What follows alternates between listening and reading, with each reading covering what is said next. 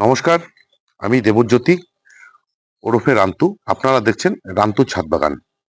আজকে আমি একটু আলাদা ধরনের ভিডিও নিয়ে চলে এসেছি আপনাদের মাঝে। এই যে দেখুন আমার এই যে একটি সবজির ক্যারেট, এই ক্যারেটটিতে আমার এবছর একটি সিমের গাছ লাগানো ছিল। যে সিমের গাছের ভিডিও আপনারা আমার চ্যানেলে পেয়েছেন বা দেখেছেন। সেই সিমের গাছটি থেকে সিম শেষ হয়ে যাওয়ার পর আমি আজ সকালে কিন্তু সেই সিম গাছটিকে তুলে ফেলে দিয়েছি এবং এই ক্যারেটটিতে আমি আজকে যে পুরোনো মাটি, সেই পুরোনো মাটিকে রিচার্জ করতে হয় কি করে, মানে আবার পুনরায় ব্যবহার করার জন্য যে সমস্ত কাজগুলো করতে হয়, যেহেতু প্রচুর শিকড় বাকড় ছিল সেই সিমের গাছের, সেই সমস্ত মাটি আমি তুলে নিয়ে আমার চালনি দিয়ে মাটিটাকে দেখুন আমি চেলে নিয়েছি। একদম ঝুরঝুরে মাটি, কারণ এই মাটিতে প্রচুর শিকড় ছিল। সেই শিকড়গুলো সমস্ত বাদ দিয়ে এই যে বর্তমানে দেখুন আমার যে তলের দিকে যে মাটিটি, সেই মাটিটি কিন্তু রয়ে গেছে। এই মাটিটির মধ্যে শিকড় একটু কম এবং মাটিটি কিন্তু শক্ত মাটি প্রায়। এই দেখুন এঁটেল মাটি, দেখলে আপনারা বুঝতে পারছেন। এইবার এই মাটিতে রিচার্জ করতে গেলে আমাকে কি কি করতে হবে সেটা নিয়েই আজকের ভিডিও। এই যে এই জিনিসটি দেখুন, এই জিনিসটি হচ্ছে আমার ছাদের থেকে যে আমি পাতা ঠাতা শুকনো পাতা সংগ্রহ করে সে সমস্ত শুকনো পাতা এবং আমার বাড়িতে যত রকম সবজি কাটা হয় সেই সবজির খোসা আমি এখানে জমা করি, মানে আমার বস্তাতে জমা হয়।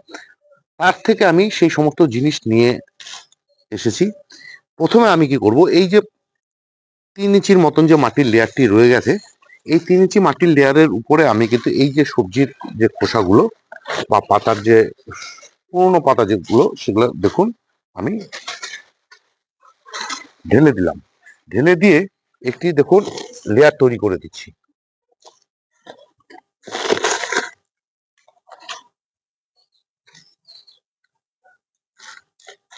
এই যে একটি লেয়ার তৈরি করে দিলাম, কারণ এই যে সারটি এটা কিন্তু একদম গাছের পক্ষে দারুণ একটি অমৃত কম্পোস্ট।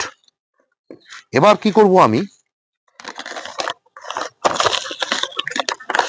যেহেতু ফাঙ্গাস থাকতেই পারে, তার জন্য দেখুন আমি এই যে ট্রাইকোডামা ভিরিডিটি আমি এখানে একটু ছিটিয়ে দেব, যেন অপকারী ফাঙ্গাসগুলি মারা যায় এবং উপকারী যে সমস্ত ফাঙ্গাস তা যেন আরো শক্তিশালী হয়। এই যে আমি ট্রাইকোডামা ঢেলে দিলাম। ঢেলে দেওয়ার পর আমি এই যে আমার যে ছিলে নেওয়া মাটিটি, আমি মাটিটি কিন্তু আস্তে আস্তে এর উপরে দিয়ে দেব।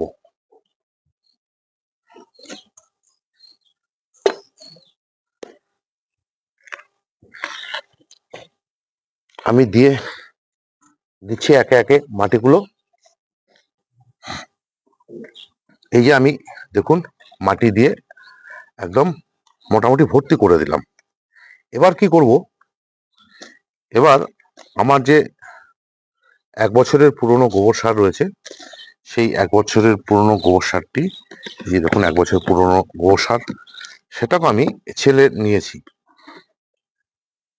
আমি এই গোবর সারের একটি লেয়ার এই মাটির উপর দিয়ে দেব।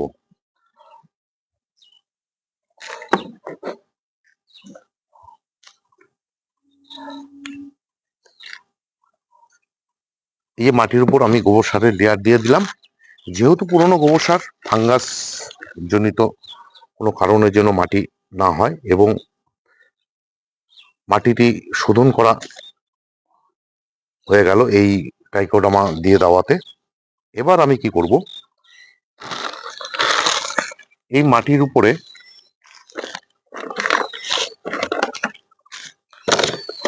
এই যে ঝাড়ির মাধ্যমে জল দিয়ে দিয়ে দেখুন কি করি আমি, এই মাটির উপরে ঝাড়ির সাহায্যে আমি মাটিটি ভিজিয়ে দিলাম।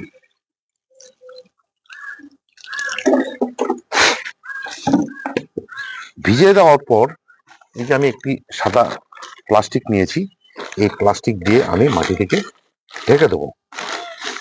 ঢেকে দেওয়াতে কি হবে, এর উপরে যখন সূর্যের আলো পড়বে, সূর্যের আলো পড়ে এই মাটির মধ্যে যে তাপ তৈরি হবে, তাতে যত রকম অপকারী ফাঙ্গাস ব্যাকটেরিয়া রয়েছে, সে সমস্ত ব্যাকটেরিয়া ফাঙ্গাস, এমনকি নিমাটোড যদি মাটির মধ্যে থেকে থাকে, সেই নিমাটোড পর্যন্ত কিন্তু এই তাপে, সূর্যের তাপে যে গরম তৈরি হবে এই মাটির মধ্যে, তা কিন্তু সব মারা পড়বে। এবং উপকারী যে সমস্ত ফাঙ্গাস, সেসব ব্যাকটেরিয়া, সেসব কিন্তু সব জেগে উঠবে। আমি এই অবস্থাতে এই মাটিটিকে এই প্লাস্টিক দিয়ে আমি ঠিক 15 দিন ঢেকে রাখবো। ঢেকে রাখার পর কিন্তু আমার এই যে মাটিটি তৈরি হয়ে যাবে, এই মাটিতেই কিন্তু আমি আমার সবজির গাছ, মানে গ্রীষ্ম বর্ষায় যে সমস্ত সবজি হয়ে থাকে, আমি ভেবে রেখেছি এই মাটির মধ্যে এবছর আমি বরবটি লাগিয়ে দেব। এরকম ক্যারেট আমার আরো দুটো রেডি করা আছে। আমি সেই ক্যারেটে একটিতে পুঁই শাক, আর একটিতে করলা, উচ্ছে যেটা, সেটা লাগিয়ে দেব। কারণ মিষ্টি কুমড়া এবং চাল কুমড়ো আমি গত বছর লাগিয়েছিলাম ক্যারেটে, খুব একটা ভালো হয়নি। তার না হওয়ার কারণ পরে জানতে পারি। এই যে মিষ্টি কুমড়ো এবং চাল কুমড়ো, এদের জন্য বড় জায়গা দরকার। এই ক্যারেটে করতে গেলে কি হয়, প্রথমে 2-4টে ভালো ফল হয়, তারপর কিন্তু গাছে থেকে আর ভালো ফল হয় না, গাছ আস্তে আস্তে মারা যায়। কারণ মিষ্টি কুমড়ো, চাল কুমড়ো, লাউ, এদের শিকড় অনেক নিচে চলে যায়। তাই আমি মিষ্টি কুমড়ো, চাল কুমড়ো লাগাবো, কিন্তু সেটা লাগাবো সিমেন্টের বস্তাতে। আমার যে সবজির খোসাগুলো জমানো আছে, আমি ঠিক ওই বস্তাতেই, ওই সারের মধ্যে কিন্তু আমি একটু মাটি মিশিয়ে দিয়ে কিন্তু আমি চাল কুমড়ো এবং লাউ বা মিষ্টি কুমড়ো সেসব লাগিয়ে দেবো। মানে লাউ বলতে হচ্ছে গরমের দিনে যে সমস্ত লাউগুলো হয়, সেই সমস্ত লাউ আমি লাগিয়ে দেব। এই ছিল আজকের ভিডিও। যদি ভিডিওটি আপনাদের ভালো লেগে থাকে, এ ধরনের নিত্য নতুন ভিডিও যদি আপনারা প্রতিদিন আমার চ্যানেলে দেখতে চান, তাহলে আমার চ্যানেলটাকে সাবস্ক্রাইব করে নেবেন। এবং এই ভিডিওটা লাগার যদি আপনাদের কাছে সত্যি ভালো লেগে থাকে, তাহলে একটা লাইক দেবেন এবং কমেন্ট করে আমাকে জানাবেন আপনাদের এই যে ভিডিওটি কেমন লাগলো। নতুন যে সমস্ত বন্ধুরা আমার ভিডিওটি দেখছেন, তাদেরকে অনেক অনেক শুভেচ্ছা। আপনাদের কাছে অনুরোধ করব আমার চ্যানেলটি সাবস্ক্রাইব করে নেবেন। এবং পুরনো বন্ধুরা যারা প্রতিদিনই আমার ভিডিও দেখে থাকেন, তাদেরকে অশেষ অশেষ ধন্যবাদ এবং শুভেচ্ছা জানিয়ে আজকের এই ভিডিও শেষ করছি। সবাই ভালো থাকবেন, সুস্থ থাকবেন, সবুজের সাথে থাকবেন। ধন্যবাদ।